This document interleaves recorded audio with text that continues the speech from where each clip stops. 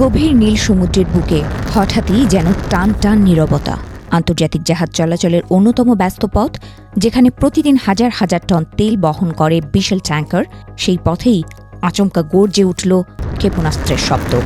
বিশ্ববাজারের শঙ্কা, কূটনৈতিক অঙ্গনের তীব্র উত্তেজনা, আর মধ্যপ্রাচ্যের আকাশে আবারও যুদ্ধের ছায়া। এমন এক নাটকীয় পরিস্থিতিতেই সাময়িকভাবে হরমুজ প্রণালী বন্ধ করল ইরান।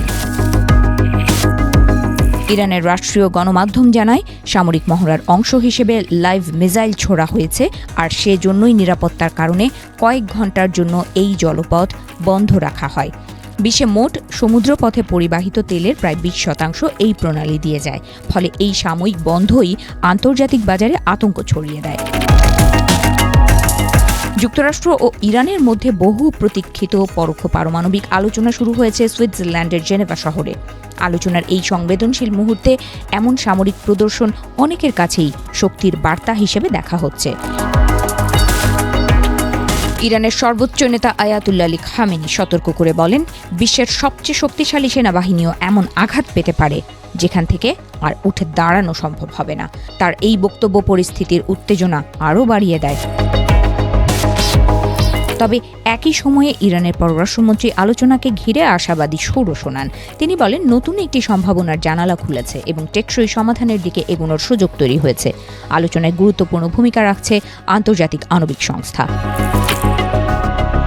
অন্যদিকে যুক্তরাষ্ট্রের প্রেসিডেন্ট ডোনাল্ড ট্রাম্প দীর্ঘদিন ধরেই ইরানের ওপর চাপ বাড়িয়ে আসছেন। তিনি আগেই হুঁশিয়ারি দিয়েছিলেন, ইরান পারমাণবিক কর্মসূচিতে সীমা না মানলে সামরিক শক্তি ব্যবহার করা হতে পারে। যুক্তরাষ্ট্র ইতোমধ্যে মধ্যপ্রাচ্যে অতিরিক্ত যুদ্ধজাহাজ ও সামরিক সরঞ্জাম পাঠিয়েছে। মার্কিন ভাইস প্রেসিডেন্ট জেডি ভ্যান্স জানান, আলোচনায় কিছু অগ্রগতি হয়েছে, তবে এখনও গুরুত্বপূর্ণ বিষয়গুলোতে মতপার্থক্য রয়ে গেছে। বিশেষ করে ইউরেনিয়াম সমৃদ্ধকরণ ও অস্ত্র তৈরির সম্ভাবনা নিয়ে যুক্তরাষ্ট্রের রেড লাইন ইরান এখনও মেনে নিতে প্রস্তুত নয়। মধ্যস্থতাকারী হিসেবে গুরুত্বপূর্ণ ভূমিকা পালন করছে ওমান, যারা দীর্ঘদিন ধরে দুই দেশের মধ্যে কূটনৈতিক সেতু বন্ধন তৈরি করে আসছে। বিশ্লেষকরা বলছেন, এই সাময়িক বন্ধ আসলে একটি রাজনৈতিক বার্তা। আন্তর্জাতিক সম্প্রদায়কে দেখানো হয়েছে, ইরানের ওপর কোনো সামরিক হামলা হলে তার প্রভাব শুধু দেশটির মধ্যে সীমাবদ্ধ থাকবে না, বরং পুরো বিশ্ব অর্থনীতি ও জ্বালানি বাজারে বড় ধাক্কা লাগবে। তবে আশ্চর্যের বিষয়, এই উত্তেজনার মাঝেও তেলের দাম কিছুটা কমেছে। বাজারে ধারণা তৈরি হয়েছে, আলোচনার মাধ্যমে শেষ পর্যন্ত একটি সমঝোতা হতে পারে, যা সরবরাহ স্বাভাবিক রাখবে।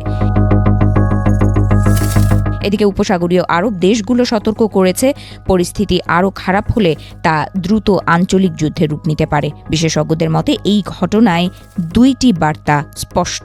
একদিকে ইরান দেখাতে চায় প্রয়োজনে গুরুত্বপূর্ণ সমুদ্রপথ নিয়ন্ত্রণের ক্ষমতা তাদের আছে, অন্যদিকে আলোচনার টেবিলে বসেই তারা চাপ বাড়ানোর কৌশল নিয়েছে।